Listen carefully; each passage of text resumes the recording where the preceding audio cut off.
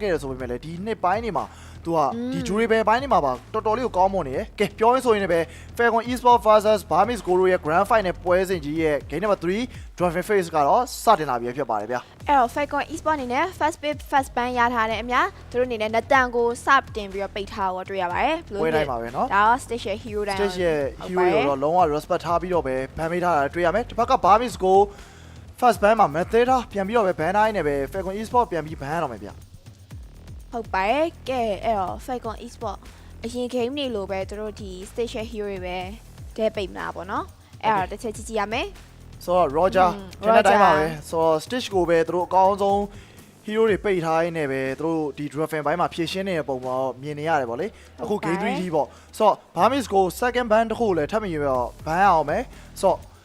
Falcon Esports ဒီပွဲမှာ first pick ရနေဆိုတော့ Harry တွေပါတယ်ယူမာလားเนาะဆိုတော့ဒီဘက်က Harry တွေပါတယ်ပိတ်ချင်လည်းကြိုပြီးတော့ပိတ်ထားလို့တော့ရတယ်ဒီကပေါ့နော်ညိုကျော်ကနည်းနည်းစားသေးချလောက်ထားတယ်ဘာလို့လဲဆိုတော့ဒီ Barmis Go ဘက်က play style ကသူက stage ကိုအထောင်ဆော့ရ play style ပေါ့နော်ဒါတော့အမြဲတမ်းပဲအဲ့တော့သူတို့ကဒီ stage ရဲ့ hero တွေကိုပိတ်ပစ်ခြင်းအားဖြင့်ဘယ်လိုပြောသူတို့အားတာနေတဲ့ strength ကိုရိုက်ချိုးပစ်တယ်လို့လည်းပြောလို့ရတယ်ပေါ့နော်အဲ့တော့ဒီကဒီ stage နောက်ထပ်ဘာ hero တွေများထွက်လာမလဲ Moscow အပြင်သူ့တခြား hero တွေကင်တာမြင်ချင်သေးရပေါ့နော် Okay ပြောရင်းဆိုရင်လည်း Harry ကတော့ပန်းလိုက်ပြီ Falcon Esports ကတော့ game 1မှာကတော့သူတို့ကgoaling အထောင်ပုံစံတစ်ခုနဲ့တော့ဆော့လာတယ် game number 2မှာတော့damage dealer 2ကောင် core 2ကောင် Dragon နဲ့ဆော့လာတယ်ဆိုတော့ဒီပွဲစဉ်မှာကတော့သူတို့ဘယ်လိုမျိုး Dragon ကိုတင်မလဲเนาะတပ်ဘန်းလေးမှာတော့ Minotaur လေးတော့ဘန်းလိုက်ပြီဗျဟုတ်ပါတယ်အဲ့တော့ Barmis Go သူရဲ့တပ် banning phrase မှာပဲ hero ဘန်းလဲဆိုတော့ Okay တပ်ဘန်းမှာเนาะကြံတော့ကြံသေးတယ်အများကြီးပဲဆိုတော့ဒီပွဲလေးမှာ Framis တွေပါလေမြင်တော့မမြင်ရသေးဘူးဆိုတော့ဘာလေးများဘန်းမလဲလွတ်နေသေးတဲ့ hero ကိုကြည့်ရပါတယ်ဆိုရင်တော့Barmis Go ဒီချိန်မှာအားလော့တွေပါလေကြံသေးရဆိုတော့တစ်ဖက်ကိုဘယ်လို hero မျိုးမပေးချင်တာလဲပေါ့နော်ဒါတော့လည်းဖြည့်ရှင်းရမယ်ပြီးတော့ mid lane မှာလည်း hero တွေဘမ်းမယ်ဆို PA7 က Faza တွေပါလေထွက်လာလို့ရတယ်ဆိုတော့တစ်ဖက်ကဒီရှေ့ကကျွန်တော်တို့ upper bracket မှာတွေ့ခဲ့တဲ့ပွဲမှာဆိုရင်လည်းသူ PA7 Faza နဲ့အကောင်းဆုံးလုပ်ခဲ့တယ်ဆို Moscow ကိုပဲသူတို့ကိုယ်တိုင်ပဲဘန်းလိုက်တယ်ဗျဆွမ်းပြောသွားကြားပုံရတယ် Moscow မကင်ချင်တော့ထင်တယ် Moscow ပိတ်လိုက်တယ်ပေါ့နော် Okay ဘယ်လိုဖြစ်ကောင်းပါရဲ့အဲ့ဒါလေ Okay အဲ့တော့ Falcon Esports သူတို့ first pick ရထားများ Kid Chip Oh my god သူတို့ chip ကြီးကိုလွတ်ထားပေးရဟုတ်တယ်ဒီ chip ကလည်းတော်တော်ဒုက္ခပေးသွားခဲ့တာเนาะဟုတ်တယ်တော်တော်လေးလည်းကြောက်ဖို့ကောင်းတယ်သူရဲ့နောက်ကနေဘလိုင်းနဲ့ဝင်ပြီးတော့ shortcut တွေခေါ်ပြီးတော့ teammate တွေဗတဲ့ဆိုင်သွားတဲ့အပိုင်းတွေမှာလည်း KH သူ့ရဲ့ကစားပုံတွေကတော်တော်သေးသက်လေးရှိရယ်ဆိုတော့ Barmis ကိုအခုချိန်မှာတော့ first pick နဲ့ second pick ပြန်ပြီးတော့ရွေးချယ်ရမယ်ဆိုတော့ဘာလေးများပစ်သွားမလဲ cloud တွေပါရလွတ်နေသေးရယ်နော် cloud တို့ပါလို့လည်းလွတ်နေသေးရယ်ဆိုတော့ Bruno လွတ်သေးရယ်ဆိုတော့ stage ရဲ့ cloud တွေပါပဲတဖန်ပြန်ပြီးတော့မြင်တွေ့ရမလားဒါလည်းကြည့်ရမယ်ဗျာနော်ဟုတ်တယ်ဆိုတော့ Ackley Milane ကို Angela ပြန်ပြီးထုတ်လာပြီးတော့ cloud ဟုတ်တယ်နော်ဆိုတော့တစ်ဖက်ကဒီအချိန်ဒီမှာ CC တွေပါနဲ့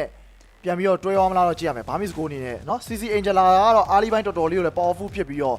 လေဂိမ်းမှာတော့နော် CC နဲ့ cloud ကပြန်ပြီးတွဲလို့ရတယ်ဆိုတော့တစ်ဖက်က Falcon Esports second pick နဲ့ third pick မှာဘာလေးများပြန်ပြီးရွေးချယ်မလဲเนาะတစ်ဖက်ကတော့ CC တွေပါတော့ပစ်မယ်ဆိုရင်တော့ Dragon ဘိုင်းမှာ Barmis Go ကတော်တော်ကြီးကို powerful ဖြစ်နေပြီဗျဟုတ်ပါတယ်အဲ့တော့ Falcon Esports เนาะသူတို့ရဲ့ဒီ traffic လေးအစရစိတ်ဝင်စားဖို့ကောင်းတယ်အဲ့တော့သူတို့ရဲ့ second pick နဲ့ third pick ကိုဘာ hero တွေပစ်သွားမလဲဆိုတော့တော်တော်လေးရင်ခုန်နေပြီ Okay အဲ့တော့ Dex နဲ့ Bunny Okay ဆိုတော့ Barret တွေပါပဲပြန်ပြီးယူကြည့်မလားเนาะ Barret တွေပါရလိုက်မယ်ဆိုရင်တော့ရှာမယ်ဒါပေမဲ့Welcome လေးနဲ့ဆိုရင်တော့စိုးတော့မစိုးဒါပေမဲ့ကလောက်က Purify နဲ့ထွက်လာမယ်ဆိုရင်တော့နည်းနည်း NDL လေးတော့များတယ်ဆိုတော့ Nolan နဲ့ Barret ပဲ Barret ပဲထုတ်မှာပဲဆိုတော့ထုတ်တယ်တစ်ဖက်က CC ပစ်လိုက်ခဲ့မယ်ဆိုရင်တော့မှ Angela Hacken နဲ့ဝင်လာခဲ့လို့ရှိရင် तू က Welcome နဲ့ကောက်ငုံထားလို့ရတယ်ဟုတ်တယ်ဒါမှမဟုတ်ရင်တော့မှ तू ကတစ်ဖက်က Purify နဲ့ပါတောင်းထားပြီးလို့ရတယ်ဆိုတော့ Barret အနေနဲ့ကတော့ဒီပွဲမှာအဆင်ပြေတယ်ဒါပေမဲ့တခုဆိုရင်တရားရှိတာကကလောက်ကို तूဖမ်းနိုင်ပါမလားကလောက်ကတော်တော်လေးဗဒယ်မီရာ image တွေနဲ့တော်တော်လက်မစမနဲ့မှာပါတယ်ဆိုတော့ဒီတခုတော့ကြည့်ရမယ်ဒါပေမဲ့ Nolan တစ်ကောင်နဲ့တော့ပြန်ပြီးထောက်ထားတယ်ဗျဟုတ်တယ် Nolan ပစ်လိုက်တာလေသူတို့ဒီ Jungle Bell ဆော့မှာပဲ Nolan ဟုတ်တယ် Nolan Jungle Bell ဆက်ပြီးဒီပေါ့နော်သူတို့ရဲ့ဒီက retribution ကိုတာစီမယ်လို့ထင်တယ်lane rotation ဘိုင်းအောင်ကြည့်ရမှာပေါ့လေဆိုတော့ game 1မှာတော့သူတို့ goal lane ကိုဖိတဲ့ပုံစံနဲ့ဆော့တယ် game number 2မှာတော့ ESP နဲ့ jungle ကိုဖိဝိုင်းနေပဲသူတို့ objective စယူတဲ့ပုံစံမျိုးလေးဆော့သွားတာကိုတွေ့ရတယ်ဆိုတော့ game 3မှာသူတို့ဘာတွေလုပ်ချင်လဲဒါတော့တစ်ချက်ကြည့်ရမယ်ဆိုတော့ Barmis Go Nico အကိုင်ဒါကတော့အကောင်းဆုံး solution လို့တော့ထင်တယ်ဘာဖြစ်လို့ဆိုတော့တစ်ဖက်က shortcut တွေပိုင်းနဲ့ဆင်းလာတဲ့အခါမျိုးမှာ heavy spin နဲ့တွန်းထုတ်လိုက်လို့လည်းရတယ်တစ်ဖက်က Nolan တွေပိုင်းဝင်လာတဲ့အခါမျိုးမှာလည်းဒါသူကပြန်ပြီးတော့ ရှင်းထုတ်ပေးထားလို့ရတယ်ဆိုတော့ဒီအကိုင်းပစ်ကလေးကတော့တော်တော်လေးသဘောကျတယ်ဗျအဲ့တော့ Falcon Esport versus Burmese Go ရဲ့ banning phrase လေးကိုပြန်လည်ရောက်ရှိလို့လာပါပြီ Falcon Esport သူတို့ဘယ် hero တွေဖန်ရမလဲအဲ့ဒါတော့သူတို့တစ်ချက်ကြည့်ကြည့်မယ်ဟုတ်တယ် Masha ဖြစ်မလားဘာတွေများဘန်းမလဲပေါ့နော်တခြားတော့ကြည့်ရမယ်ဆိုတော့ Okay မလိန်ထဲမှာတော့သူတို့အနေနဲ့ Valentina တွေပါတော့ပြန်ပြီးဖမ်းတာဟုတ်တယ် Valentina ကတော့မပိတ်လို့မရဘူးတော့ပြန်ပိတ်လိုက်တယ်ကိုအကွက်နဲ့ကိုပြန်ပြီးတော့ခံနေရမှာဘာလို့ဆိုတော့ heavy spin တွေဘာတွေပြန်ပြီးပေးလိုက်ရမယ်ဆိုရင် objective fight မှာကတစ်ဖက်က Falcon Esport ပြန်ပြီးတာအောင်ပါဆိုတော့သူတို့အနေနဲ့အကိုင်းအောင်ယူထားမယ်ဆိုရင် Valentina ပိတ်ကိုပိတ်မှရမယ် Okay အဲ့တော့ Falcon Esport ကလည်းသူတို့ edit ကိုထပ်ပြီးတော့ပိတ်လိုက်တယ်ပေါ့နော်edit ပြန်ပြီးတော့ပိတ်ထားလိုက်တယ်ဆိုတော့Roma ဘိုင်းကတော့သူတို့ဒီနည်းနည်းလေး struggle တော့ဖြစ်နေတဲ့ပုံစံတော့ရဒီအကိုင်းက jungle လည်းထွက်လာလို့ရတယ်လို့ Roma လည်းဆော့လို့ရတယ်ဒါပေမဲ့ jungle ဖြစ်ဖို့တော့များပါတယ်ဟုတ်ပါတယ် jungle ဖြစ်ဖို့တော့များတယ်အဲ့တော့သူတို့အနေနဲ့ဒီပေါ့နော်edit ကိုပြန်ပြီးပိတ်ထားတယ်အဓိကလွတ်နေရ Burmese ကိုပဲမှာဆိုသူတို့ဘာတွေလွတ်နေလဲကြည့်လိုက်ရင် mid လွတ်မယ်ပြီးတော့ Isona ပေါ့နော် Roma လိုဒီ jungle လိုမျိုးလေးလွတ်နေရဲဆိုတာလေးတခုရှိရဲအဲ့ဒါကြောင့်မလို့ကြံအောင်မယ်နော်အော် okay okay Fazana တော့ထပ်ပြီးတော့ပိတ်လိုက်တယ်ဆိုတော့Okay မင်းလိန်က mage တွေတော်တော်များများတော့ကုန်လူနီးပါတော့ဖြစ်နေပြီ Novaria တကောင်ကြံမယ်ပြီးတော့ဒါမှမဟုတ်ပစ်ချင်လို့ရှိရင်လောင်ရှိကြံမယ်ဟုတ်တယ်ပြီးရင် Lilia ကြံမယ်ဒီ hero 3ကောင်တော့ကြံသေးရဆိုတော့ Okay Falcon Esport နောက်ဆုံး last band တခုကိုရွေးချယ်ရမယ်တစ်ဖက်က ESB တွေပါမထွက်ရသေးဘူးဆိုတော့ Twizzler တွေပါလည်းရှိသေး user အောင်လည်းကြံအောင်မယ်ဆိုတော့ ESB ရဘန်မလားမင်းလိန်ကတော့ Angela ဖြစ်ဖို့ကတော့ percentage မှာဆို user အောင်ပဲဘန်လိုက်တယ်ဘက်ကကြာသူတို့ goal line လည်းလွတ်နေနော်ဒီဆိုအခုဒီ goal line ထုတ်မပြသေးဘူး goal line ထုတ်မပြသေးဘူးအဲ့ဒါလေးကလေတော်တော်စိတ်ဝင်စားဖို့ကောင်းတယ် Okay ရဲ့ Bruno လောက်တော့ထွက်လာမယ်ထင်တယ်ဘာဖြစ်လို့ထွက်လာမယ် Bruno နဲ့ကလောက်ဆိုရင် Bruno က lane face ပိုင်းမှာတော်တော်တာတယ်နော်အဲ့တော့တစ်ချက်တော့ကြည့်ရမယ် Okay အဲ့တော့ Burmese ကိုသူတို့ရဲ့ picking phrase လေးကိုပြန်လည်ရောက်ရှိလို့လာပြီအဲ့တော့ Blink အနေနဲ့သူတို့ဘာ hero လေးများ pick မလဲသူတို့အနေနဲ့ experience လေးမထုတ်ရသေးဘူးပေါ့နော်ဟုတ်တယ်အဲ့တော့ Okay ဆိုတော့သူတို့ရဲ့ fork pick မှာဘာလေးများ pick ရွေးရမလဲကြည့်ရမယ်ဆိုတော့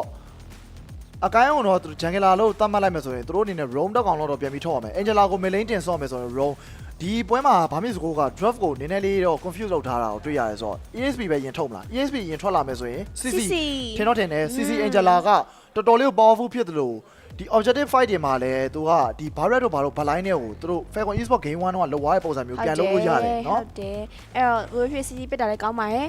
ကဲအဲ့တော့ Falcon Esport ပေါ့နော်သူတို့ draft နဲ့သူတို့ရေခံနေရပြီ Okay အဲ့တော့ဒီနောက်ဆုံး let's picking phrase မှာ Falcon Esport ပဲ hero လေးများထုတ်ပလဲဆိုတော့သူကြည့်လိုက်အောင် Okay ဒီပွဲရဲ့ draft တွေတော့တော်တော်လေးသဘောကျတယ်တစ်ဖက်ကလည်း shotgun နဲ့ဗဒဲလုံးရင်းဆိုင်မယ်တစ်ဖက်ကလည်းအကိုင်းရဲ့ heavy spin နဲ့ပြန်ဖြီးမယ်ဟုတ်တယ် လွယ်ပြဝင်ချမဲ့အကောင်လေးကြီးပဲလုံးမယ်ဗဒဲကိုလုံးမဲ့ပုံစံမျိုးတွေမြင်နေရဆို Falcon Esport ဒီချိန်မှာ PA7 ရဲ့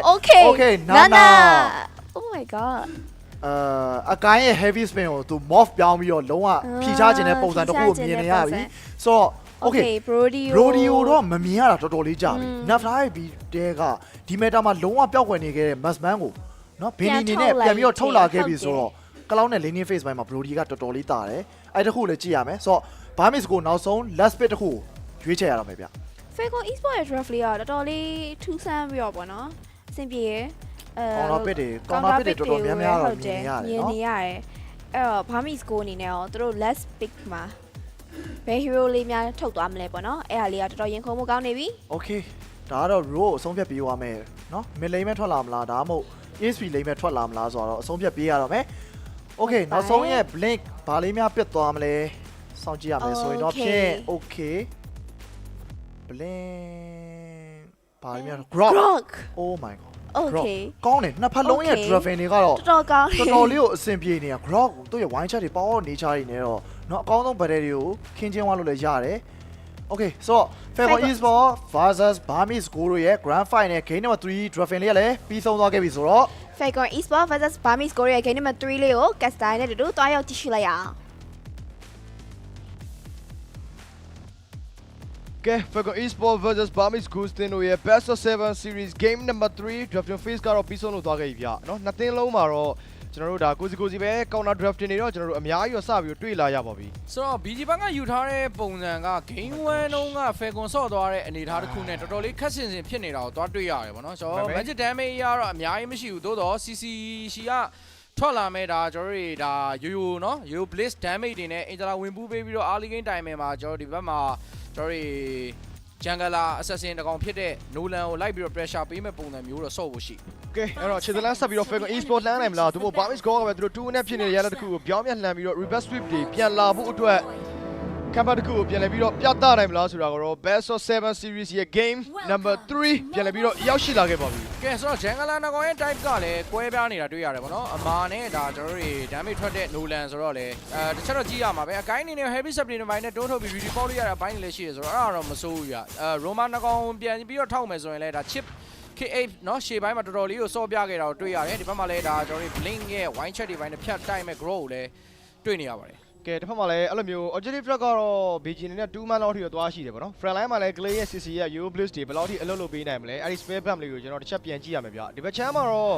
Nolan တို့ဘာလို့အဲ့လိုမျိုး assassin အရာ objective တွေအရင်အားမတာဘူးလို့ခံစားရတယ်ဆိုပေမဲ့ရှေ့မှာ K-Days ရဲ့ white walk တွေရှိတယ်နောက်မှလည်းဒီ Rami ရဲ့ damage taken နဲ့ backline တွေက heavy spin ကိုဖျက်မဲ့နာလည်းပါသေးတယ်ဆိုတော့တော်တော်လေးစိတ်ဝင်စားဖို့ကောင်းပါတယ်ဆိုတော့ offlane နကောင်ရဲ့အားကိုကြည့်မယ်ဆိုရင်လည်းအကိုင်းကိုဒီတိုနာဝဲကန်တွေပါတယ်ကောက်ငုံလို့ရတဲ့ brap ရှိမယ်เนาะဒီဘက်မှာလည်းဒါကတော့ကျွန်တော်ခုနကပြောခဲ့သလိုပဲ yo-yo blitz တွေပါလိုက်ပေးလို့ရမယ် CC ရှိမယ်ပေါ့နော်ကျွန်တော်တို့ stand ပေးမဲ့ wine chat တွေသာ dash ကိုမှန်မှန်ကန်ကန်တိုက်ပြနိုင်မယ်ဆိုတော့ Nico ကဒီပွဲမှာအဲ့လိုတတ်တဲ့ objective တွေမှာတာစည်းရဖို့ရှိကဲတစ်ဖက်မှာလည်း BG အနေနဲ့ lane match ရတော့သူတို့နဲ့ stage စပြီးတော့ဥဆောင်ထားမျိုးသွားပြီးတော့တွေ့ရတယ်နောက်မှတော့ pressure အနေနဲ့ dash ပြန်ပေးတိုင်းနဲ့ပဲ lane match up ကိုသူတို့ rotation သွားဖို့တော့ကြိုးစားတယ်ဗျအောက်မှာတော့အပေါ်မှာတော့ 2v1 သွားပြီးတော့ညှိနေတယ်ပေါ့ဒါပေမဲ့ crash course ရရှိနေတဲ့ chip ကိုဖျက်ဖို့အတွက်ကသူတို့မှာ damage ကမလုံလောက်သေးဘူးဆိုတော့အလဲလန်း Acleo ပါဝင်ပိုင်းမှုကြိုးစားနေကျွန်တော် early game အဲ့လိုမျိုး rotation တွေမှာတော့ဒါ Falcon game 1 game 2နှစ်ပွဲလုံးမှာတော်တော်လေးကောင်းကောင်းမွန်မွန်ဆော့ပြသွားတွေ့ရတယ်ပေါ့နော်သူတို့ gang game လောက်တိုင်းလဲဒါ competition တစ်ခုနဲ့အောင်မြင်မြင် gang game လောက်နိုင်လဲလို့ပြောလို့ရတယ်ကျွန်တော်အခုလည်းဒါကျွန်တော် Barmis Go နဲ့ game 3မှာတော့အဲ့ဒါလေးကိုတတိထားပြီးဆော့လာတဲ့အပိုင်းလေးလည်းရှိတယ်ဗျပြန်ပွဲကကျွန်တော်တို့ရက်တော်လေးဇက်တိုက်ဆိုပြီးလို့ဆော့ရတာဆိုတော့စင်ကာပူနဲ့အထောင်ဆော့လာတဲ့ BG အနေနဲ့သူတို့ game plan ပြောင်းမှုကတိတ်မလွယ်ဘူးပေါ့နော်အဲ့တော့များသောအားဖြင့် BG က drop ပြုံကြည့်မယ်ဆိုရင်တော့ goal line အထောင်တစ်ကောင်နဲ့ဆော့တာများတယ်အဲ့လိုချိန်တွေမှာ early game ကိုကောင်းကောင်းကြီး dominance လုပ်နိုင်မယ်ဆိုရင်တော့ Falcon နဲ့ advantage တွေအများကြီးရနိုင်တယ်ကဲဆိုရင်မှာတော့ Turtle လေးတော့ Nico နဲ့စပြီးတော့ပဲလှုပ်ဖို့ကြိုးစားနေပါတော့သူ့ဘက်ကိုလည်းခေါ်ထားတယ်ဗျအဓိက Nolan နေနဲ့ဒီနေထားမှာ refill loop ပေါက်လို့ရမလားဆိုတော့ဆက်ကြည့်ရပါဦးဒါဖက်မှာလည်း Nico အနေနဲ့သူ့မှာ heavy spin နဲ့ပြန်ပြီးရှိထားရပါတော့ Euro Bliss တွေပြန်ပေးထားတယ်ပဲနောက်မှာ Clay နဲ့တခါတည်းပဲ backline ကိုသွားထိန်းထားခဲ့တဲ့ character တစ်ခုမှာ K-Days ဘယ်လို white wall ရှိရနောက်မှာလည်း dash အနေနဲ့ fracture retreat လေးကင်ထားခဲ့တဲ့ character တစ်ခုမှာတော့ first black K-Days စပြီး front line ပေးရခဲ့နောက်မှာတော့ two man ချန်နေခဲ့မယ် barricade ချပေးထားတယ်ပဲ Turtle ကိုတော့ Barmis Go စတင်ပြီးတော့ရရှိသွားခဲ့ပါပြီဆိုတော့ဝင်မလူလိုက်ဘူးเนาะဆိုတော့ Fabulous တွေပါလေဖြတ်ပေးလိုက်ရတော့ဒါ Nolan အနေနဲ့ကတော့သူ့အနေသူပဲ jungle လေးပြန်အောင်သွားတာတွေ့ရတယ်ဆိုတော့ကျွန်တော်ပြောခဲ့သလိုပဲဒါ Barmis Go အနေနဲ့ကတော့ Turtle Battery လော Battery မှာတော့အသာစီးရဖို့ရှိတယ်ပေါ့နော်တကယ်လဲသူတို့အနေနဲ့အဲ့လိုမျိုးဒါ disable တွေပါလေကင်ထားပြီးတော့ဒါကျွန်တော် fast star တွေပါလေဦးစားပေးဒီတက်လေးယူရတာတွေ့ရတယ်ဆိုတော့အဲ့မှာတော့ dash အနေနဲ့ farming ပြန်ပြီးတော့လုပ်နေရတယ်အဲ့မှာလည်းပေါ်လာမှာတော့ crash course တွေပါလေဖြတ်တိုက်နောက်မှလည်း 3 memory ကျဲလိုက်ပြင်မှာလည်း cloud အနေနဲ့တော့တေဖို့တော့ကဝေးပါတယ်သူ purify နဲ့နှိပ်လိုက်တာတွေ့ရတယ်stage ကတော့သူ့အနေနဲ့အဲ့လိုမျိုး energy bastion လေးပဲဆော့ဖို့ရရှိတယ်ပေါ့နော်နည်းနည်းတစ်ဖက်က2-1 rotation ပိုင်းလေးရှိမယ်ဆိုလို့ရှိရင်တော့ blink ကိုနည်းနည်းလေးအကူအညီခေါ်ပြီးတော့သူ mania မလွတ်အောင်ပဲအဓိကသွားဖို့တော့များတယ်ဗျတစ်ဖက်ကလည်းအဲ့လို brody ကမတွေ့ရတာကြာပြီ lane match ရတော့ cloud လို hero တာတယ်ဆိုပေမဲ့သူ့အနေနဲ့ take down လုပ်ဖို့အတွက်ကတော့လုံလောက်တဲ့ damage တွေ early game မှာတော့တိတ်မရှိသေးဘူးဗျဆိုတော့ ASB lane မှာလည်း Clay Ryan make အဓိကတော့သူတို့တစ်ဖက်က spare bump အရင်များတယ်ဆိုတော့ front line မှာကြာနေပြီးတော့ spare gas ရတဲ့ကောင်လုံးဝ damage taken ကောင်းကောင်းကြီးသွားနိုင်တဲ့ Barras နဲ့ပြန်ကာထားတဲ့သဘောပါပဲဆိုတော့နာနာရဲ့ Molina Bliss တွေတော့ကျွန်တော်မမြင်ရသေးတာလေးလည်းတွေ့ရတယ်ပေါ့နော်ကျွန်တော်တို့လမ်းပြီးတော့ဖားပြောင်း Molina Bliss ခင်းအဲ့လိုမျိုးကြမလားတခါတည်းအဲ့လိုမျိုး instant ပြတ်အောင်လေတစ်ဖက်မှာတော့ squishy ဖြစ်တဲ့ hero ဆိုတော့ Maxman တို့ဘာလို့ Ugly တို့လောက်ပဲရှိမှာဒါ Ugly ကတော့မှပဲဒါဒီပွဲမှာdefend တိုက်တွေပဲသွားမယ်ဆိုတော့မအောင်မှာအဲ့Angelaအဓိကတော့အကိုင်း heavy spin တို့ပဲကျွန်တော်နည်းနည်းလေးဒီ bomber range တွေနောက်ကအဲ့လိုမျိုး Molina Bliss တွေပြန်ပြီးကြည့်ရမယ်ပေါ့နော်နာနာဘက်ကလည်းသူ့အနေနဲ့ spare gas တွေကတိကျတေချာဖို့လိုတယ်ဗျအကယ်၍သူအကိုင်းကိုဘာတွေမှာ control မလုပ်နိုင်ဘူးဆိုလို့ရှိရင်တော့ heavy spin တွေကဒီနောက်ကရှိနေခဲ့တဲ့ Ben ရဲ့ Brody တို့ဒီ Nolan တို့ကိုကောင်းကောင်းကြီးဒုက္ခပေးသွားတယ်ဆိုတော့ outland မှာတော့ dash တောက်လျှောက်တွေ farming ယူထားနေပဲ level တော့တစ်စင်းလောက်တော့ပြတ်ဒါတော့ပုံမှန်ပဲပေါ့နော် assassin jungle တွေနဲ့ data jungle တွေဆိုတော့အဲ့လောက်တော့ကွာတယ်ဒါမဲ့လည်းမျိုး data တွေဆုံးရှုံးမှုတွေဇက်တိုက်တွေရှိလာခဲ့မယ်ဆိုတော့အကိုင်းညက်တဖြည်းဖြည်းနဲ့မာလာနိုင်တယ် game number 2တော့လို့ Nolan နေနဲ့ကတော့ဒါတကောင်ဝင်ကောက်ပျောက်ဆိုတဲ့ပုံစံမျိုးတော့ဖြစ်လာမှာမဟုတ်တစ်ဖက်ကမာလာရင်ဒီ Angela နဲ့လည်းတော့ view ဆက်မယ်ဆိုပေမဲ့ lane control side lane မှာသူထွက်ထားမယ်ဆိုလို့ရှိရင်လည်းသူ့အနေနဲ့ ugly safely ပဲဆော့ထားပြီးတော့Nolan အဲ့လို fracture တွေပါကိုပြန်ရှောင်လို့ရတယ်ပေါ့နော်နောက်ပိုင်းကတော့ low dance တွေပါတွေကအစစဖြစ်တဲ့အရင်တော့သိမသာရဘူးဗျ grow one chest ပါလာသေးတဲ့အတွက်ကြောင့်တော့ objective dance တွေမှာလည်း BG ကနည်းနည်းလေးတော့သာလို့ခံစားရတယ်ဆိုတော့ second under battle လေးကိုတစ်ချက်ဆက်ကြည့်ရမယ်ကျွန်တော်တို့တစ်ဖက်မှာတော့ဖားလန်းပြောင်းလိုက်တာတော့အောင်မြင်သွားအောင် MLA Benny နဲ့ပေါ်လာမှာ stand နဲ့တော့ Daddy Hand နေအောင်ပဲ blessing ဒါ jewel ခွဲလိုက်တာဆိုလဲသွေးတော့လောက်တော့ရော်ဝါတွေ့ရတယ်ပေါ့နော်အဲ့မှာ Daddy by step ပြန်ကြဟိုဘက်မှာ shortcut တွေပိုင်သုံး သုံးထားတော့တွေးလိုက်ရတယ် ဟုတ်လေ back line တော့ Ramage chip နဲ့ပြန်လာခဲ့တော့ damage မှာ ground one chest ပြီးပြီးတော့ကြိုးစားနေတယ် one chest မှာ2 bar နောက်ကနေ stage ပြချက်တွေအောက် heavy speed တွန်းလာပြီးတော့ခက်တာ KDace ပါသွားရင်လည်းတခါတည်းပဲ KDace တန်းကြတော့မလား2 man ကိုသွားပြီး U blitz တွေပြန်ပြီးကြိုးစားနေကြတဲ့ခိုင်တဲ့တစ်ခုမှာတော့မရတော့ဗျာ Ramage နောက်က hell wave တွေအောက်မှာတော့ Benny ထပ်ပြီးတော့ကျသွားခဲ့ပြန်ပါပြီ အော် CC အင်ဂျလာတွဲလုံးကအလောက်ကြီးထိုးဆိုးမယ်လို့မထင်ထားခဲ့တာအမှန်ပဲဗျာနော် game 1တော့ Falcon Soft ကလည်းမိုက်တယ်ခုလည်း game 3မှာ BG Soft ပြတဲ့ Blink Stand တော်တော်လေးတရရှိနေတော့တွေ့ရတယ်အပေါ်လမ်းမှာနောက်ထပ် Ryan Mid ကောင်မှာ Tower ထဲထိဝင်တက်သွားတဲ့အပိုင်းတွေလည်းမြင်နေရတယ်ခလေးအနေနဲ့ဒီပွဲမှာကျွန်တော်တို့ Hero K နှစ်ကောင်တက်ထားတာတွေ့ရတယ်ပေါ့နော်ဒါအောင် Team Fight က K က4ကောင်တော့4ကောင်လုံးမှာပါဝင်ပတ်သက်တာတယ် 2K 0 deck ကျွန်တော်တို့နှစ်ကောင် assistant နေလောက participation မှာတော့ 100% လောက်ဒီတော့ clay ရဲ့ ESP လဲမှာတော့ကျွန်တော်တို့သွားပြီးတော့တွေ့ရတယ်ဗျ။ပြန်မွေးတစ်လျှောက်မှာလည်းသူဒီလုံးဝ consistency ဖြစ်တဲ့လက်စွမ်းမျိုးကိုပြသနေရလို့တော့ပြောရမယ်ပေါ့နော်။လက်ရှိမှာလည်းပူပေါင်းတာတိတ်မကြသေးဘူးဆိုပေမဲ့ဒါကျွန်တော်တို့ grand finale ရောက်လာတယ်ဗျ။တစ်ဖက်က Falcon အနေနဲ့ကလည်းသူအဲ့လိုမျိုးတိတ်မကြသေးတဲ့ player တွေနဲ့စုဖွဲ့ထားပြီးတော့သူတို့ရဲ့ mechanic ဘိုင်းတွေတူးချင်းအားပြုတယ်အသင်းလိုက်ဒီ team chemistry ဘိုင်းအနေနဲ့ grand final ကိုတက်လန်းလာခဲ့တယ်ပေါ့နော်။အဲ့တော့ clay မင်းမှာတော့ပြန်ပြီးဝင်လာတယ်။အဓိကတော့ side lane မှာ double lane သွားဖို့အတွက်သူ stage ရဲ့ cloud ကိုဒီတက်ပိုပြီး power spike ဖြစ်လာဖို့အတွက် space တွေပေးဖို့တော့လိုအပ်လာခဲ့ပါပြီ။အသင်းကဒီလိုပုံစံမျိုးတိုင်းတာနေမယ်ဆိုရင်တော့ဒီကလောက်ကထင်းရနည်းနည်းလေးခတ်လာနိုင်တယ်ပေါ့နော်ဒါပေမဲ့ Falcon တွက်ကကျွန်တော်တို့သူတို့ရဲ့ဒါအကွက်တစ်ကွက်ဖြစ်တဲ့ chip ရဲ့ shop cut နဲ့လုံးဝအဲ့လိုမျိုး battle တဲ့မလားဝုံတိုင်းဆိုပြီးစိုင်းတဲ့အကွက်တစ်ကွက်တော့ကျန်နေသေးတယ်အဲ့အနေထားကလည်းသူတို့ဘက်က damage လုံးတော့ပေးနိုင်တဲ့အနေထားရောက်မှာ Molina Bliss နောက်မှာတော့ Boomerang တွေပါတော့ land တော့ပြစ်လိုက်တယ်ဆိုပေမဲ့လည်း Blink အနေနဲ့တော့သွေးသုံးပုံလောက်ကျန်နေသေးတယ်ဘာလို့နောက်မှလည်း Ugly ရဲ့ down shot တွေ heal ပေးမှုနဲ့တေဖို့ကတော့ဝေးပါတယ်အဓိက front line မှာအဲ့လိုမျိုး slow တော့ပဲပါပြီးတော့ disability ရောမပါဘူး stand ရောအဲ့လိုလုံးဝ AOE ရောပါမလာခဲ့တဲ့ chat တခုကနည်းနည်းလေးတော့စိုးတယ်ဗျဒါပေမဲ့အတင်း dive မဲ့ဒီ grow one charge flicker တွဲလုံးတွေ cloud အနေနဲ့နောက်ကနေပြီးတော့ blizzard fury damage တွေလိုက်ခွဲရမယ်ဆိုရင်တော့ Angela Spore နဲ့ပါအောင်မှာဆိုတော့တိတ်မတွေ့ဘူးဒါပေမဲ့ crash score 1-1ပြန်ပြရတယ် 5-1 take တဲ့ damage အောက်မှာတစ်ဖက်ကလည်း Angela hacker right hand book ခဲ့တယ် clean နောက်က back line ပြန်ထိတဲ့ heavy spin လို့တွန်းလာခဲ့တဲ့ Nico တောက်ကထားတဲ့ damage နောက်က stick ခွဲတဲ့ damage တွေအောက်မှာ Benny တန်းချရင်လည်းပဲ one charge တွေအောက်မှာ Hero Kid တကောင်ထပ်ပြီးတော့ down သွားခဲ့ပါပြီ shortcut လေးသုံးလိုက်တာလှတယ်ဆိုပေမဲ့လည်း PA7 မှာထပ်ပေးလိုက်ရတာเนาะ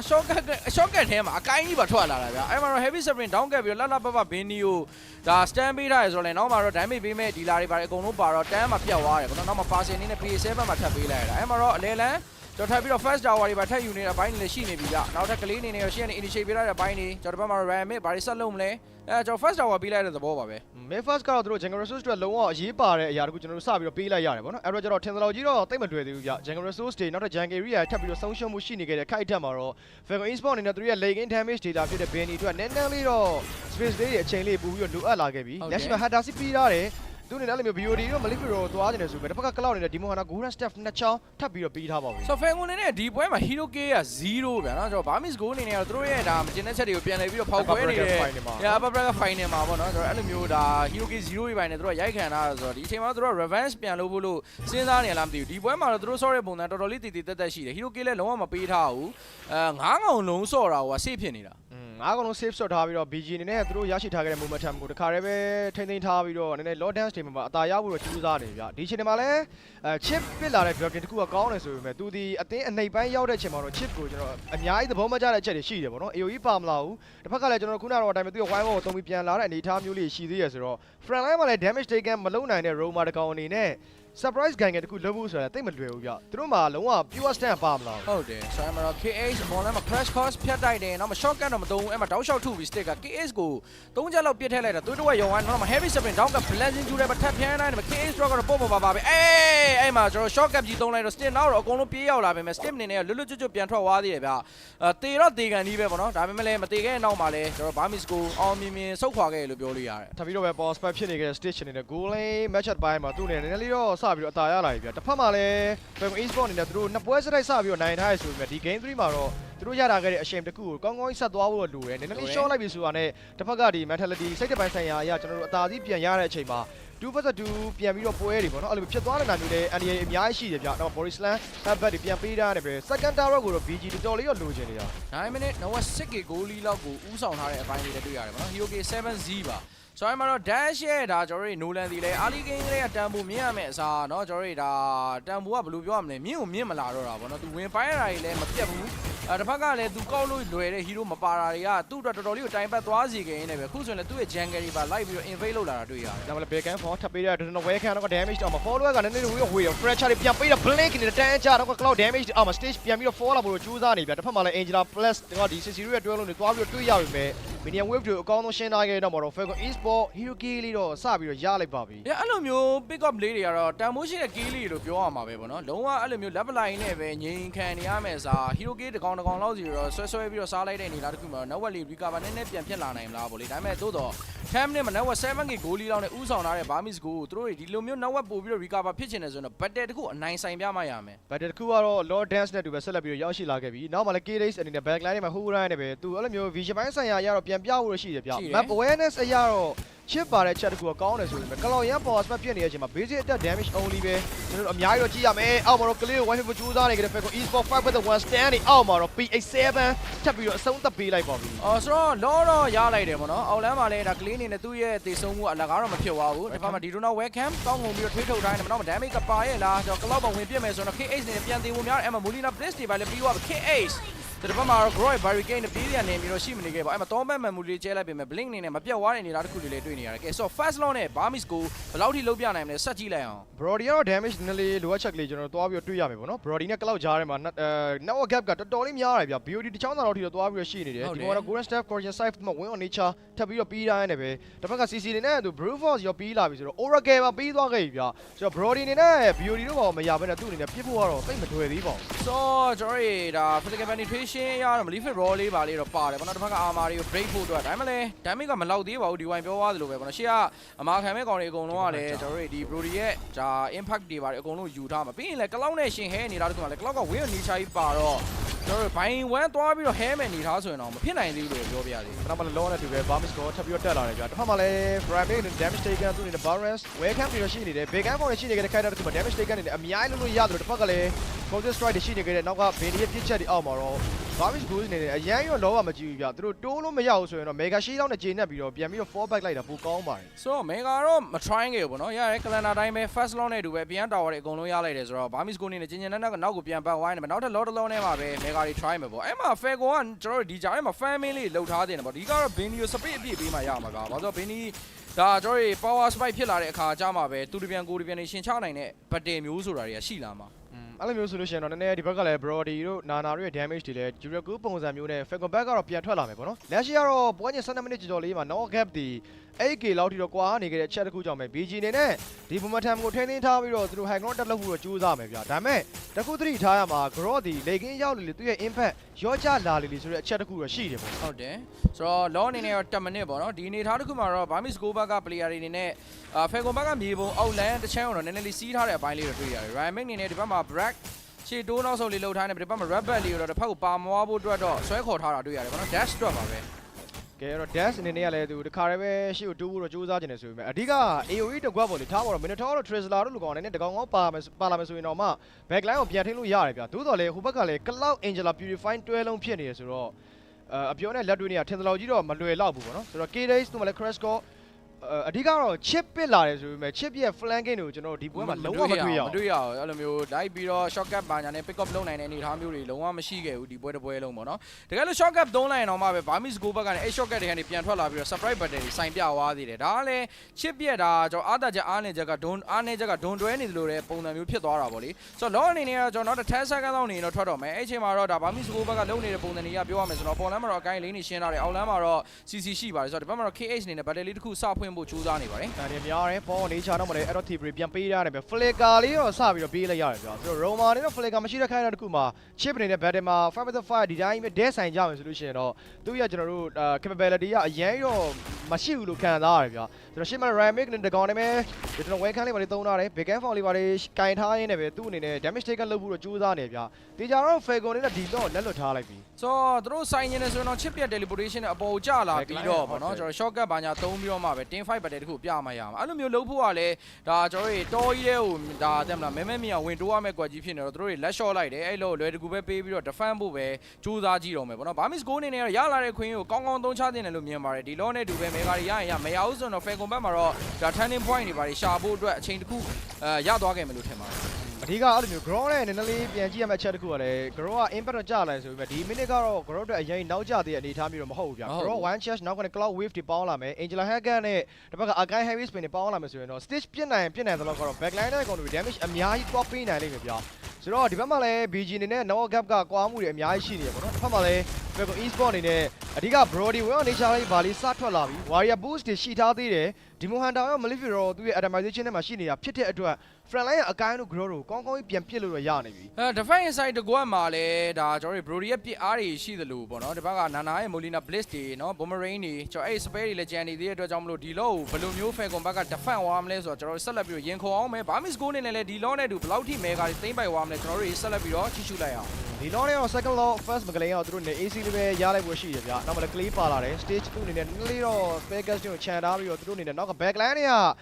attention လာတောင်းနေတဲ့ chip ကိုတခါတည်းဖြတ်ဖို့တော့ရှိနေပြီပေါ့နော် Pro Barricade 3.1ဆိုတော့ crash course တွေရှိနေခဲ့ပြီ K-Day ဘာမှအတန်တော့မထွက်လိုက်နိုင်ပါဘူးဆိုတော့ 4-5 အနေထားဖြစ်သွားပြီလေလန်နဲ့ပေါ်လန်းမှာလည်း Mega တွေထပ်ယူဖို့ကြံနေတဲ့ Barmis Goal အနေနဲ့တော့ထပ်မှပြီးတော့တက်လိုက်တယ် Flicker Wine Chat ဖြတ်တိုက် Habbat ပထက် Stamina PS7 အနေနဲ့တော့နာကြောင်ဖောင်လေးရှိလို့လွတ်မြောက်သွားတာပေါ့နော်နောက်ထပ်အနေနဲ့လေလန် Mega တော့ထပ်ယူနေရင်းနဲ့တစ်ဖက်မှာဒီတော့ Welcome ကောင်းကို Flicker နဲ့ထွေးထုတ်နောက်မှာ Blazing Jewel လည်းပြီးသွားပြီရတဲ့ Hero Kill လေးတော့ကောက်ထားလိုက်မယ် Blink အနေနဲ့ Import ကျန်နေတဲ့အနေထားတစ်ခုမှာတော့ Nico ပါ show သွားတာနော် Hero Kill နှစ်ကောင်တော့ပြန်ပြီးတော့ pick up ပေးလိုက်တဲ့အနေထားတစ်ခုပါ Well for 2 trailer ထီတော့တစ်ဖက်က BG ရဲ့ high ground attack တစ်ခုမှာသူတို့အနေနဲ့ပြန်ပြီးတော့ကြားခဲ့ကြအဲ့အတွက်ကြောင့်တော့ပွဲချိန်ကြားလေး Falcon Esport ရဲ့ high ground defense တစ်ခုနဲ့ camera point ကိုကျွန်တော်တို့ပြန်မြင်ရမလားပေါ့နော်အဲ့ဒီတစ်ချက်တော့စဉ်းစားစရာဖြစ်လာပြီဗျာ Dacia Nolan ဒီလေအားလေး game မှာ objective တွေလုံးဝမရခဲ့ဘူးဆိုပေမဲ့လေ game မှာသူလည်း Adamas လာမယ်ဆိုလို့ရှိရင်တော့သူရဲ့ fracture damage ကလည်းကျွန်တော်တို့နည်းနည်းလေး short တွက်လို့မရတဲ့အနေအထားမျိုးမှာတော့ရှိတယ်ဗျာအကြောင်းမညညွတ်လို့ Brody memory နဲ့အဲ့လိုမျိုး Nolan fracture သွားပေါင်းမိမယ်ဆိုလို့ရှိရင်လည်းကြာသွားတဲ့ကောင်ကလောင်လည်းဖြစ်ကောင်းဖြစ်နိုင်သေးတယ် So Brody ထူလာနိုင်တဲ့အနေအထားတစ်ခုရောက်တော့ Falcon ဘက်ကစဟဲလာပြီလို့ပြောလို့ရတယ်နော်ဆိုတော့အရင်ကြီး defense နဲ့မဆော့တော့ဘဲနဲ့အလယ်လန်း second နေဒီမှာထပ်ဖောက်ပြီးတော့ချိုးတော့တာလည်းတွေ့ရတယ်တစ်ဖက်က Jungle Invade တွေပါထပ်ပြီးတော့ပဲကျူးကျော်နေနေပါအောက်လန်းနဲ့အပေါ်လန်းမှာလည်းသူတို့ Udia Tower တွေကရှိနေသေးတယ်ပေါ့နော်ဆိုတော့ Nova က recover နည်းနည်းပြန်ဖြစ်သွားပြီဒီဝိုင်းတစ်ဖက်မှာလည်းကျွန်တော်တို့ဒါ 7k လောက်ကနေ 5k လောက်တိထွက်လာတယ်ဗျာပွဲချိန်12မိနစ်က 7k နဲ့16မိနစ်က 5k နဲ့ဆိုလို့ရှိရင်တော့တော်တော်လေးကွာမှုတွေကြီးသွားပြီလို့ကျွန်တော်တို့ပြောရမယ်ပေါ့နော်တစ်ဖက်မှာလည်းဒါ Falcon နေနဲ့သူတို့ရသိမ်းရထိုက်တဲ့ atomization တွေရလာပြီနောက်အကပ်ပြကွာနေရဆိုပေမဲ့12မိနစ်ဝန်းကျင်ကလောက်ရှိတော့ကျွန်တော်တို့အရင်ဟတာပြီးတော့မရှိတော့ဘူးဗျာဒါနောက်ပိုင်းနောက်2မိနစ်3မိနစ် Brody တော့ထပ်ပြီးတော့အချိန်ပေးလာမယ် Brody နေနဲ့ item switch လို့ရတဲ့ နောက်အကပ်မျိုးသူ့မှာပိုင်းဆိုင်လာပြီဆိုလို့ရှိရင်တော့ BG အနေနဲ့ high ground တက်ရတာတော်တော်လေးတော့ခက်ခဲသွားနိုင်ပြီsecond long နဲ့တော့ကတော့ Mega 2လမ်းနေပါတော့ရမယ်လို့ထင်ခဲ့ပေမဲ့လည်းเนาะကျွန်တော်အမှတ်မထင်ဝင်ဆိုင်နဲ့ Blink ရဲ့ wine chat ကြားမှာကျွန်တော် Ramen တကွက်ပြန်ပြလိုက်တယ်ဒီလိုတော့ Welcome Flicker နဲ့ငုံပြီးတော့သရုံးနာမှာပြန်ထွေးထုတ်သွားတဲ့အကွက်ပေါ့နော်ဆိုတော့ Blazing Jewel လည်းဖျန်းလိုက်ဆိုမှအဲ့နာပဲရှက်ထိသွားတယ်လို့ပြောလို့ရတယ်ဆိုတော့အဲ့အချိန်မှာတော့သူတို့ Hero K တွေအဲ့လောက်ကြီးမရလိုက်ဘူးသူတို့ကိုယ်တိုင်တော့မှပဲနှစ်ကောင်ပြန်ပေးလိုက်တယ်ပဲ Mega 2လမ်းနဲ့ပဲကျင်နေပြီးတော့ပြန်ပတ်လာတာကဲဆိုတော့နောက်ထပ် lot တစ် lot ပဲတယ်ဒီကျွန်တော်ဆက်ကြည့်ရမယ်တက်လော့ပါဆိုတော့ lot 2 lot Barmis Goal ဘက်ကိုပေးပြီးသွားပြီဒီတစ်ခါမှဒီ lot Falcon ဘက်ကပြန်ရသွားခဲ့ရင်ဆိုတော့ saturation လေးကိုလည်းကျွန်တော်တို့စဉ်းစားကြည့်အောင်ဗျာကဲ၍ဒီတက်လော့ပြန်ရခဲ့မယ်ဆိုရင်တော့သူတို့ရဲ့ချုပ် point တစ်ခုလို့ကျွန်တော်တို့ပြောရမယ်ပေါ့နော်ဘွဲရဲ့ဒီ saturation အခြေအနေတွေလုံးဝပြောင်းပြန်လှန်သွားတဲ့အနေအထားမျိုးတော့ထပ်ပြီးတော့ဖြစ်လာနိုင်တယ်တစ်ဖက်မှာလည်း Magic Century ထပ်နင်းလာရတယ်ပဲ Falcon Esport ဒီလော့လာလူဖို့တော့သူတို့မှာစီစဉ်အများကြီးရှိနေကြချစ်ရဲ့ one walk နဲ့လာဖို့ရှိနေခဲ့တဲ့ Nolan သူလည်း outer side မှာရောက်နေခဲ့ဆိုတော့တစ်ဖက်ကလည်း Ramen နဲ့ထပ်ပြီးတော့ပဲ vision တွေပြနေခဲ့နောက်မှာတော့ဒီလော့ BG take down လုပ်ဖို့တော့စပြီးစူးစမ်းနေခဲ့ပါပြီ Nolan ပေါ်လဲရောက်နေရင်တော့လော့တော့ force လောက်တယ်ပေါ့နော်ဒီဘက်မှာလည်း KH နေနဲ့တော့ shotgun နဲ့ Nolan တော့လမ်းခေါ်လို့ရမယ် Nolan နေနဲ့အဲ့ကြလောက်ကများသွားမှာတော့ဒီ shotgun ထဲလဲဝင်လာအောင်မယ်လော့လည်း refill လုပေါအောင်မယ်ဆိုတော့မလုတာပဲကောင်းတယ်ဆိုပြီးတော့နောက်ကိုပဲပြန်ပတ်လိုက်နေပဲဒီလော့ကိုလည်းထပ်မှန်ပြီးတော့ give back လုပ်လိုက်ပြန်ပါပြီနောက်တစ်ချိန်ထပ်ပြီးတော့ defend မယ်ဆိုတဲ့တန်ဒိတ်တံမျိုးနဲ့ပဲ Falcon Esport သူတို့ရဲ့ high ground defense ကိုထပ်ပြဖို့ရှိနေဗျာသူတို့အနေနဲ့တစ်ဖက်ကဒီ drafting index ရကြည့်မယ်ဆိုလို့ရှိရင်လည်း BG အနေနဲ့ single goal ဖြစ်နေတယ် Bro တို့အကန်းတို့ရဲ့ဒီ late game index ရောကြလာမှုတွေကျွန်တော်တို့အများကြီးတွေ့ရမယ်ပေါ့နော်အကယ်၍ဆိုတော့စကလုံးတွေရဲ့နောက်မှာကျွန်တော်တို့အများကြီးဖြစ်သွားနိုင်တယ်ဗျာဆိုတော့ high ground defense တခုအဆင်ပြေတယ်ဆိုလို့ရှိရင်လည်းတစ်ခါတည်းပြန်ပြီးတန်းအံ့နိုင်တာမျိုးပေါ့နော်ပွဲချင်းကြာလေပွဲချင်း18မိနစ်ဝန်းကျင်နေမှာဒီလိုဖြစ်ဖြစ်တယ်ဒီလိုပွဲမျိုးတွေကျွန်တော်တို့အများကြီးတွေ့သွားခဲ့ပြီဆိုတော့ 5-5 dead sign လို့မရတဲ့အချိန်မှာ Falcon ရဲ့ချုပ် point တွေလည်း high ground defense တော့ဖြစ်လာနိုင်ပါသေးတယ်ဆိုတော့နှစ်ခုပေါ့လေကျွန်တော်ဒီ law နဲ့တူဒါတခါတည်းတန်းအံ့နိုင်ခဲ့တဲ့ land တစ်ခုရှိမယ်ကျွန်တော်တကယ်လို့ law အနေနဲ့ဒါကျွန်တော် Falcon နဲ့ကောင်းကောင်း handle လုပ်လိုက်နိုင်တယ်အကောင်းဆုံး defensive တွေပြသပြီးတော့ကျွန်တော်တစ်ဖက်က hero key တွေပါရတို့တွေဒါမှပြန်ပြီးတော့ယူလိုက်နိုင်တယ်ဆိုရင်တော့ပွဲက balance ဖြစ်သွားလိမ့်မယ်နောက်ဝက်6000ဆိုတ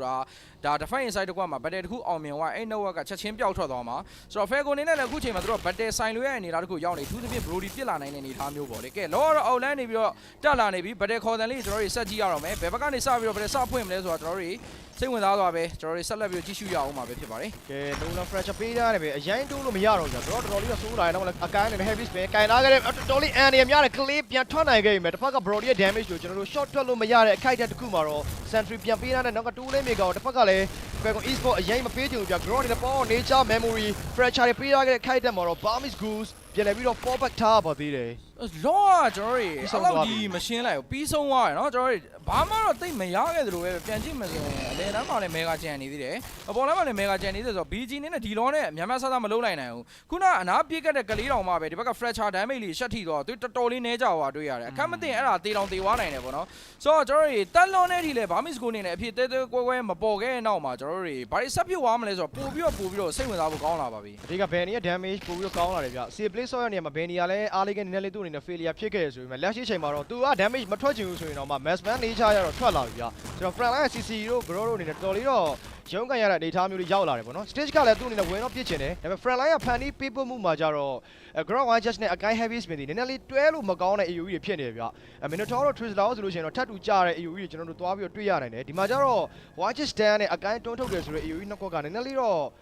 ကလောက်ကိုနောက်က backline က follow up လုပ်ရတာတော်တော်လေးခက်စီပါတယ်အချိတ်ဆက်မမီလို့ရှိရင်လည်း cloud ပြည့်မဲ့ range တစ်ခုတည်းကိုမရောက်သွားတာမျိုးလို့ဘာလို့ဒါထည့်တွေးထားမှာပေါ့နော်ဒီဝိုင်ပြောရတဲ့ပုံစံရဒီက stick အနေနဲ့အဲ့လိုမျိုး damage follower လိုက်နိုင်ရင်တော့မှပဲဘယ်သူအရင်ဖြတ်မလဲဆိုတာလည်းတွေးရအောင်မတော့ backline နဲ့ဝင်ဖြတ်မှာလားဒါမှမဟုတ်လေရှေ့ရကောင်တွေကိုပဲဒီတိုင်းပဲ physical ထိုင်ထူသွားမှာလားပေါ့အဲ့လိုမျိုးလုံများနေတဲ့အချိန်မှာလည်း Nolan ဝင်ကောက်တိုင်တဲ့အနေအထားတစ်ခုကိုလည်း stick ကတွေးထားရမယ်ဗျ အဲ့တော့ blend အနေနဲ့သူတစ်ဖက်က physical damage ကိုခံနိုင်မှုအတွက် Anaquest ကိုဆက်ပြီးတော့သုံးလာတယ်ဗျ physical defense အနေနဲ့သူ့မှာအများကြီးတော့ထပ်ပြီးတော့ရှိလာမယ်ဒါပေမဲ့ grow ရဲ့ nature ရတော့ကျွန်တော်နည်းနည်းလေးစိုးရိမ်စရာပြူရတဲ့ပွဲချင်းမင်းနဲ့ပိုင်းချောက်ရောက်လာပြီဗျအားလေးတွေ rotation ပိုင်းနေမှာတစ်ဖက်ကဒီ BG အနေနဲ့ထပ်ပြီးတော့ဦးဆောင်နိုင်တဲ့ခိုက်တဲ့တစ်ခါ Ramit Sabras ကိုထပ်ပြီးတော့ခဲထားသေးတယ်နောက်မှလည်း fracture နဲ့ Death ကင်နိုင်ခဲ့သူတို့ flicker damage က due to not welcome မြောင်းနေပြီးပါလာခဲ့နောက်တော့ပြီးဆုံးသက်မလား CC Blaze တွေ kind ကိုအော်မ PS7 flicker ထက်ကိုနောက်က backline မှာ Benny ထိန်းထားတဲ့ခိုက်တဲ့တစ်ခုမှာတစ်ဖက်က Blaze ထပ်လာဖို့ကြိုးစားနေတယ် grow watch နောက်က stay basic တက်ပြစ်ချက်တွေအောက်မှာ Angela Howard ထပ်ပါလာရဲ့တစ်ဖက်က Benny ပြန်ထိခဲ့မယ်နောက်က power နဲ့ damage တွေအောက်မှာတစ်ခါ immortality Blaze ပြန်ကြမှာ 4v1 ထပ်တဲ့ extra paper stitch နဲ့ fracture dash ပြန်ပေးထားတဲ့နောက်က Kenneth Speed နဲ့ PS7 နောက်က heavy spin Nico 2 man stage ပြစ်ချက်တွေအောက်မှာ double K man stage နောက်တော့ချန်နေခဲ့နောက်တော့ထပ်ပြီးတော့ Barmy School ဆက်လက်ပြီးတော့အဆုံးသတ် Benny memory damage မှာ stage နဲ့ triple K Cordon strike ကို Benny မသိသေးဘူးဗျလုံးဝ one man alive တဖန်နေကြတဲ့ခိုင်တော့ဒီမှာ stage ပြန်ကြောင်း fracture မှာ dash shut down K Kalen Spree နဲ့အတူပဲ 3-4-3 trade battle တခုတစ်ဖက်ကလည်း Falcon Esport ဖန်တီးတဲ့ခိုင်တော့မှာ Eclin နဲ့ခက်ပြန်ပူထားရနေပဲပြန်လဲပြီးတော့လွတ်မြောက်သွားခဲ့ပါသေးတယ်ဖဏရောင်းပြီးပါဒဲတွေထူတဲ့ Benny နေနဲ့ range တစ်ခုလေဒါကျွန်တော်တို့မပြစ်လိုက်နိုင်တဲ့တော့ Eclin ကိုဆုံးရှုံးလိုက်တာမဟုတ်4ယောက်လောက်ထိကို Barmy School ကတေသွားမှာဗျ Benny နေနဲ့ပေါ်လန့် shortcut ကနေပြီးတော့တစ်ဖက်ကခြုံလေးတဲ့ဝင်ပြီးတော့တောက်လျှောက် physical ထဲထုနေတာပြီးရင်ဘင်းနီရဲ့ top back memory က outer range လေးဖြစ်သွားပြီး stick ပေါ်မှာရှိနေတဲ့ခန္ဓာကိုယ်ပေါ်မှာရှိနေအမှတ်နှစ်ခုကအသက်ဝင်သွားအဲ့အသက်ဝင်သွားလို့ရင် stick ကစောစီးပြတ်တယ်ဒါပေမဲ့လည်းပေါ့နော် stick အနေနဲ့သွေးနေနေတဲ့အချိန် importer တွေကြာနေတဲ့အချိန်မှာတော့အပိုင်ပိုင်နိုင်ဒါဝင်ကောက်ပြီးွားတဲ့ dash ကိုလည်းဒါကျွန်တော်အတိမတ်တော့ပြုရမယ်အဲ့ဘက်တွေမှာဆိုတော့ဒီဘက်တွေကတော့ကျွန်တော်အနေနဲ့တော့ even လို့ပဲပြောချင်တယ်နှစ်ဖက်လုံးကတော့အနိုင်ရှုံးမရှိဘူးအကြဆုံး3កောင်3កောင်စီနဲ့ပဲတည်ကြွားရလို့ပြောလို့ရတယ်လုံးဝ balance ဖြစ်လာတဲ့ battle တစ်ခုကိုကျွန်တော်တို့ပြန်ပြီးတော့တွေးလိုက်ရရဆိုပေမဲ့ Benny ရဲ့နောက်ကဒီ backline နဲ့ damage တွေတော့ front line က BG နေနဲ့အရင်ခံစားနိုင်မှုအသိမတွေ့တော့ဘူးဗျတစ်ဖက်မှာလည်း Nolan နဲ့ chip ပြက်ဝိုင်းဝန်းတွေရှိနေကြတဲ့ခိုက်တဲ့တစ်ခုမှာသူ့အနေနဲ့ AACC လေးပဲ lane control ပြန်ပြီးတော့လုံနေရဗျ Mega Lane တော့ပေးထားခဲ့ရတဲ့ Falcon Esport အနေနဲ့လက်ရှိအချိန်မှာ map control ပိုင်းရော damage အပိုင်းရောတွက်မယ်ဆိုလို့ရှိရင်တော့ BG အနေနဲ့ network gap လုံးဝမရှိတော့ပါဘူး Yeah ဆိုတော့ network ကလုံးဝ even ဖြစ်သွားနေပဲအောက်လမ်းမှာလည်းဒါကျွန်တော်တို့ mega ပေးထားတယ်ဆိုပေမဲ့လောအောက်လမ်းလာပေါ်တာပေါ့နော် Eclin နေနဲ့တော့ပေါ်လမ်းမှာ dash win ကောက်တယ်ဆိုရင်တော့ဒါကျွန်တော်တို့တည်နိုင်တဲ့နေသားတစ်ခုရှိအန်နီရများတယ် second tower လုံးမှာထပ်ပြီးတော့လက်လွတ်လိုက်ရတယ်ပဲကျွန်တော်လောတော့ပြန်လဲပြီးတော့ dash ဥတီရအောင်ပဲပေါ့နော်ဆိုတော့ဒီဘက်မှာလည်းလောနာမှာ Nico နေနဲ့ကတော့ AC ပဲကျွန်တော်ရှိနေတယ်နောက်မှာလည်း back ကနေကလေးတို့ blink တွေကိုပါသူတခါတည်းပါခေါ်ထားတာတွေ့ရတယ်ဗျဒီဘက်မှာလည်း blink ထပ်ပြီးတော့ရှိနေကြတဲ့ခိုက်တဲ့တစ်ခုမှာ stage နည်းနည်းလေးပြန်ကြည့်မယ်ဆိုရင်တော့သူဒီလည်းပဲကလောက်ဖြစ်နေတယ် legging impact အရင်များတယ်ဆိုပေမဲ့ Brody ဒီ pure physical damage တွေထိုင်ပြီးတော့ပြစ်နေကြတဲ့ backline control တွေအောက်မှာတော့သူလည်းအရင်ရှေ့တိုးလို့မရတဲ့အနေအထားမျိုးတွေတော့ဖြစ်နေပြ blink အနေနဲ့တစ်ဖက်ကပါလာခဲ့တဲ့ dash ရဲ့ jungle ကိုသွားပြီးတော့ pressure လေးတော့ပေးချင်တယ်ဆိုပေမဲ့ auto range မှာ front line မှာလည်း 4 man လောက်ထိတော့ PS7 တော့ Ramik ရောနောက်က Benny ရဲ့ damage တွေရောရှိနေသေးရဆိုတော့ထင်သလောက်ကြီးတော့မတွေ့သေးဘူးဗျကဲဆိုတော့ Molina Blaze တွေကြောင့်မတွေ့တော်တော်လေးနဲ့ဝိုင်း blink နေနဲ့နောက်တော့ပြန်ပတ်ပြီးမတမ်းမပြတ်သွားတယ်နာနာရဲ့ damage ကတော်တော်လေးကိုများတာဗျအဲ့မှာတော့ 4/5 saturation တစ်ခုဖြစ်သွားနေမှာ Barmy School ဘက်ကတော့ပြန်လဲပြီးတော့ခက်ခဲလာပါပြီဆိုတော့အဲ့မှာ Ramit သွေးတဝက်ကျော်ရော့နေနေမှာ headback stand တွေကြောင့် Ramit flick ကပြန်ခုံထော်ဝိုင်းနေမှာ chest stand တွေပါတော့တောက်ရှော့တပေးထားတယ်နောက်မှာ clean နေနေတော့ AC ပဲချိန်နေကြည့်နေတော့ပဲ Nolan နေတော့ပေါ်လာမှာ blue bat စားနေပဲလောကလည်းလူလို့ရရင်နေတာတစ်ခုရှိနေပါသေးတယ် 4/5 ဆိုတော့ညာတော့မှာပေါ့တော့ HP တော်တော်လေးတော့ကျလိုက်ဆိုပေမဲ့သူ့ရဲ့ durability ဘိုင်းကလည်းအနည်းဆုံး HP 4000လောက်ထိရှိနေကြတဲ့ခိုင်တဲ့ဒီမှာတစ်ဖက်ကလည်း Nolan နဲ့ Auto side ကိုရောက်နေကြတဲ့ Nico ပြန်လို့မကြိုးစားတဲ့ Blaze တွေအမ Molina ပြန်ပြီးကိုကြိုးစားတဲ့ Benny ကို backline control ပြန်လို့ damage တွေအများကြီးပဲ stage က Auto side မှာအရင်သမီးအောင် crash core KDS လုံးဝ sacrifice နောက်နဲ့ dash နဲ့ fracture damage တွေအောက်မှာ stage ပြန်ပြီးတော့ဝင်ရောက်နေချပြန်သုံးခဲ့မယ်ကလေးတွေကောင်မှာထပ်ကြရင်းနဲ့ပဲတစ်ဖက်က chip ရဲ့ one walk တွေအောက်မှာ 2 man down သွားခဲ့တဲ့ Barmy Schools ဒီလော့ပေးရဖို့တော့များနေခဲ့ပြီဗျာ အောက်လမ်းမှာခရီးအုပ်လိုက်ကြီးကျွန်တော်တို့မိုလီနာဘလစ်တွေနဲ့ခရီးမြင်မြင်ဆန်းဆန်းရှင်းပြီးတော့လွန်နောက်ပြန်သွားအဲ့ဒါကျွန်တော်မကိုင်တန်းတော့အန့်ခံရနိုင်တယ်ပေါ့နော်ဆိုတော့5 with that 3ပါဆိုတော့အနေထားကတော့နည်းနည်းလေးတော့ကွဲသွားပြီဆိုမှဘလင်းပြန်ထွက်တော့မယ်ဆိုတော့5 with that 4ပေါ့နော်ကျွန်တော်တို့ဒါပြန်လဲပြီးတော့ဘတ်တယ်လေးတစ်ခုတော့ထပ်ကြည့်အောင်မယ်ခုတီတီလော့ဘတ်တယ်ဒီဒါလုံးဝကွဲကွဲပြားပြားမပေါ်သေးဘူး4လော့ဖြစ်တဲ့အတွက်ကလည်းနှစ်သင်းလုံးတော့တော်တော်လေးအရေးကြီးတယ်တခါတည်းတော့အန်ငွေရမယ်အခွင့်အရေးတစ်ခုတော့ဒီလော့နဲ့တူရရှိပိုင်ဆိုင်မှာပဲဖြစ်ပါတယ်အဲ့မှာနီကိုလည်းဒါလက်မလွတ်ချင်သလို dash လည်းလက်မလွတ်ချင်တဲ့အတွက်ဒီလော့အော် barricade လေးနဲ့တော့ reset ချသွားတယ်လှတယ် ရှီမလရိုင်မန်နဲ့ big game phone ထပ်ပြီးသုံးလာခဲ့တဲ့ခက်တဲ့တခုပဲနောက်မှ stage အနေနဲ့သူ basic တက်လက်ပြချင်မယ် crash course ကြီးအောက်မှာ spare ban ပါသေးတယ်ဆိုတော့ထင်သလောက်ကြီးတော့တိတ်မလို့ပြနီကိုတခါသွေးရှော့ဖို့တော့ကြိုးစားနေတယ်ဒီတော့ welcome ramic ကိုင်နာကိုင်မပြန်မပြေးတော့ဘာမှမပါလိုက်တဲ့နီကိုတစ်ဖက်မှာလည်းအကိုင်းနဲ့ down heavy spin တူမှုတော့ကြိုးစားနေတယ်ခက်တဲ့တခုမ blink သူမှလည်းကျန်သေး heavy spin စပြီးတော့ပေးလိုက်ရပြီဗျာလော့အရင်ပြန်အော် P7 crash course damage တော့ပြန်ပြေးတာတော့ cloud whip ပြန်ခွဲခဲ့ပြီနောက်က stage ပြန် forward damage အမ blink နဲ့က immortality ပြန်ကြ 4B crash course damage အမ P7 double K နဲ့တူ 3 man down သွားခဲ့တဲ့ Burmese Goose ဒီလော့တေချာပေါ့လက်လို့ရအောင်မလားဆက်ပြီးတော့ကြည့်ရပါဦးမယ် ဟို DYA နာနာရှိရထွက်လာတဲ့ damage တွေကဒီလောက်ကြီးထိများမယ်လို့ဘယ်သူကထင်ခဲ့မှာလဲပေါ့နော်ကျွန်တော်တို့ Molina Bliss မိသွားတဲ့အနေအထားတစ်ခုမှာသူ့3ပုံ2ပုံလောက်ထိကိုနီကိုကျသွားတယ်ဗျာပြီးရင်လည်း Grot တီလည်းအဲ့ဒီကျွန်တော်နာနာရဲ့ damage တွေနဲ့ပဲပေါ့နော်သူ့ရဲ့ကျွန်တော်တို့တွေဒါ scale 1 Bomberine တစ်ချက်ပစ်လိုက်ရင်ကိုသူကတော်တော်လေးနစ်ထနေတာကိုတွေ့ရတယ်ဗျာဆိုတော့နာနာသူတို့နောက်ဆုံးမှာထုတ်ခဲ့စီပစ်တီလဲဒီအချိန်မှာလှုပ်ဖြစ်လာတယ်ဆိုတဲ့အရာတစ်ခုတော့ကျွန်တော်တို့ဝင်ခံရပါတော့မယ်ကဲ Jericho ပုံစံနဲ့ထွက်လာခဲ့တဲ့ Falcon Esport နဲ့သူရဲ့နောက်က late game damage ပိုင်းတွေတော့ Burmese Goose အနေနဲ့ friend တိုင်းမှာခံစားနိုင်မှုတော့တိတ်မလွယ်တော့ဘူးဗျ။ early game minute အပိုင်းခြားတွေမှာ chip ဒီကျွန်တော်တို့နည်းနည်းလေးတော့တိတ်သဘောမကျဘူးဆိုတဲ့အရာမျိုးတော့တွေးခဲ့ရပါမယ်ဒီ minute ပိုင်းခြားမှာအဲ့လိုမျိုးသူရှေ့က spare ban လေးပေးထားတယ်နောက်ကနေ follow damage တွေကောင်းကောင်းပေးနေုံနဲ့ Falcon Esport second mega lane ဆက်လက်ပြီးတော့ရရှိထားခဲ့ပြီလို့ဖြစ်ပါတယ်။ကောင်တင်နေတဲ့အချိန်မှာတော့ Cloud Blending Jury ပိုင်းနဲ့ဝင်ရှင်းမှုစူးစမ်းနေပဲနောက်ဆုံးမှာ stick ကသူ့ကိုယ်တိုင်တော့ပြန်သေးသွားတယ်တစ်ဖက်မှာ Benny ကအကုန်လုံးပတ်ထုနေပြီနောက်ဆုံးမှာ Hero က၄កောင်သေဆုံးမှုနဲ့တူ Double K Benny နဲ့တူ Game number 3မှာလည်း Falcon Esport ဆက်လက်ပြီးတော့အောင်ပွဲခံရင်းနဲ့ပဲသူတို့ရဲ့3 million တန်နဲ့ဒါ MSC tournament ကိုတွားဖို့အတွက်နောက်ထပ်ခြေလန်းတလန်းသာလိုပါတော့တယ်။ Okay လုံးဝ Best of 7 series ရဲ့ game number 3ထိအပြီးမှာတော့ Falcon Esport အနေနဲ့သူတို့ရဲ့ကြက်ခံလာတဲ့လုံးဝ epic comeback တပွဲနဲ့အတူပဲ2-0ကနေ3-0ဆိုတဲ့ရလဒ်တစ်ခုကိုတော့ဆက်လက်ပြီးတော့ဦးဆောင်ထားနိုင်ခဲ့ပြီဗျာ BG အနေနဲ့အားလေးကမှာ dot shot power spike ဖြစ်ခဲ့ရဆိုပေမဲ့ epic comeback တစ်ခု Magdalene နေရပြီးမှ Lord Dance ဒီမှာပြန်ချခဲ့ရဆိုတဲ့အချက်တစ်ခုကတော်တော်လေးတော့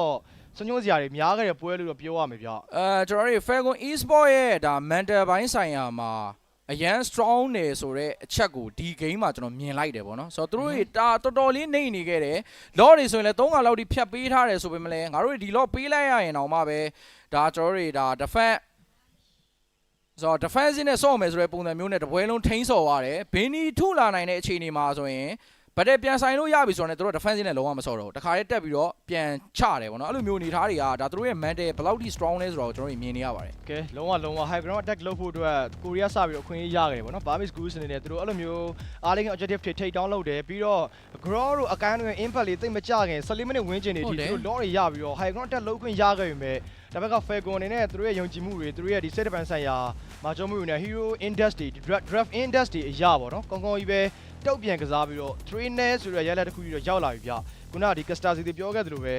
USD to the price pool 3 million ထိပေးအပ်သွားမဲ့ MSC 2024ပြိုင်ပွဲကြီးကိုရောက်ရှိဖို့အတွက် game ပွဲတပွဲပဲ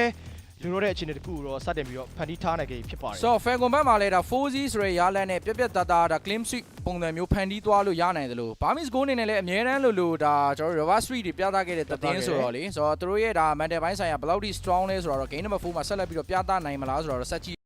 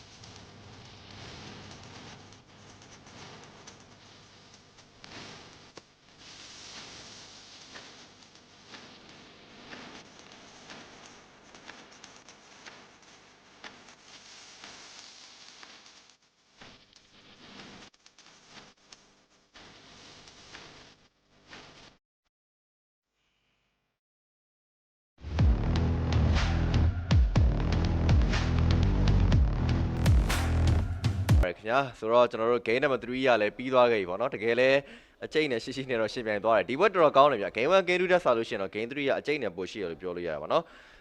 ကျွန်တော်ကတော့ဒီတစ်ခေါက်မှာဆိုလို့ရှိရင်ပေါ့နော် Barmis ကိုတင်ရနိုင်ဘက်တစ်ခုကိုဖော်ဆောင်မှုတော့တော်လေးနီးစပ်ခဲ့လို့ပြောလို့ရပါတယ်ဒါပေမဲ့တစ်ဖက်မှာဆိုလို့ရှိရင်လည်းဒါ defensive လောက်ရတဲ့နေရာမှာ Brody လို hero မျိုးတွေတော်တော်လေးအားကောင်းတာကိုတွေ့ရတယ်ပေါ့နော် CC အင်ဂျင်လာတွဲလုံးကတော့ဒါ BG ဆော့ဆော့ fan ကိုဆော့ဆော့တော်တော်လေးအားရစရာကောင်းတဲ့အခြေအနေမျိုးကိုတော့တွေ့ရတယ်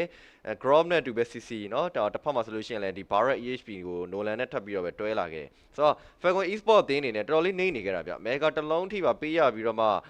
vision ပိုင်းဆိုင်ရာ map control အကုန်လုံးဆုံးရှုံးထားတယ်เนาะဒီ chip ရဲ့ playing style ဆိုလို့ရှိရင်လည်းဒီ backline ကနေပြီးတော့ flanking လောက်တာတွေလည်းတိတ်ပြီးတော့မတွေ့ရတော့တဲ့အခြေအနေမျိုးဖြစ်ခဲ့တယ်ပေါ့နော်ဒါပေမဲ့ဒီ Barmis ကိုတင်းရဲ့ဒီ attacking တစ်ခုကိုအကောင်းဆုံးဒါထိန်းစော့နေနေပဲဒီတစ်ခေါက်ပွဲစဉ်မှာဆိုလို့ရှိရင်တော့နော်ကျွန်တော်တို့ဒါ Falcon အနေနဲ့ကပြန်ပြီးတော့ comeback လုပ်နိုင်ခဲ့လို့ပြောလို့ရတယ်